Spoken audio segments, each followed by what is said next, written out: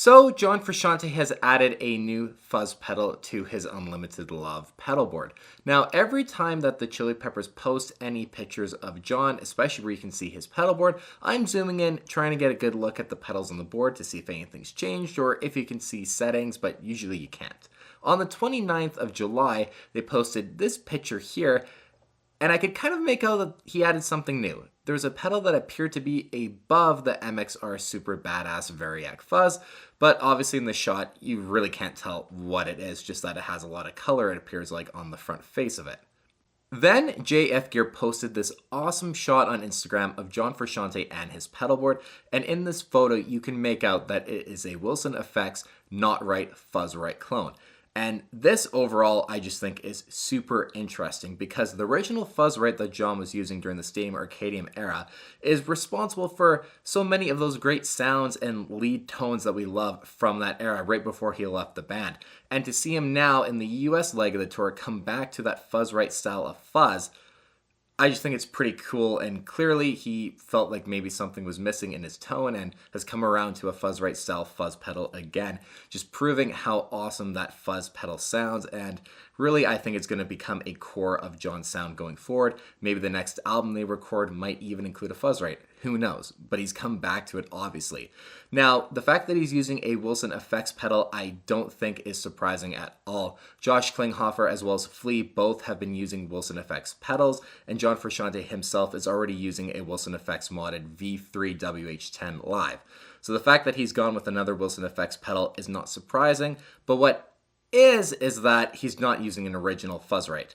He might not have had it from back when he used to use it during 2007, 2008, but he can easily afford another vintage one. So who knows if he's going to stick with the Wilson Effects version of that pedal or if he's going to eventually add a original one. But for right now, this is what he's using. One thing that I think is worth noting and just discussing is how they rigged the Not Right to fit into John's rig. And you see this pedal is placed on what clearly is a custom-built riser for it, so that it's placed perfectly between the Super Badass Variac Fuzz and the CE1. This is clearly just a custom riser that they built to make it fit and have the perfect height where John can still clear all these pedals to hit the CE1, but he can quickly tap on either the Badass Variac Fuzz or the Not Right for whichever fuzz sound he is wanting, and he doesn't have to tap dance too much around to activate the different drive pedals. He's used to activating his main fuzz sound there, and now the Not Right is just shortly above it. It's just really easy for him to choose one or the other in the moment. He doesn't have to change also in his head where he has to step in relative to all the other pedals on his pedal board. So I think that's really cool to see it just rigged in there like that. They did an awesome job of it, if I'm honest. I think it's really cool. And of course, with any new pedals John Frusciante is using, my Instagram feed has been blowing up with people talking about the fuzz rate again in the John Frusciante context. And definitely now, if you guys want a fuzz rate pedal, you have the ability to get all these great clones that already exist of it, but you also have now the ability to get one that John has specifically chosen to use over the original thing.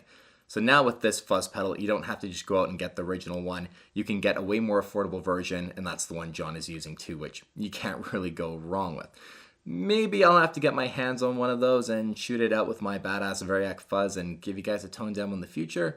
Might have to do that, so let me know in the comments down below if you would be interested in something like that.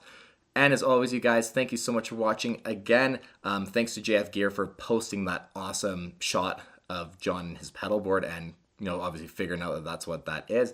That post is going to be linked in the description down below, so check it out if you haven't already. Thank you so much for watching. We'll see you on the next one.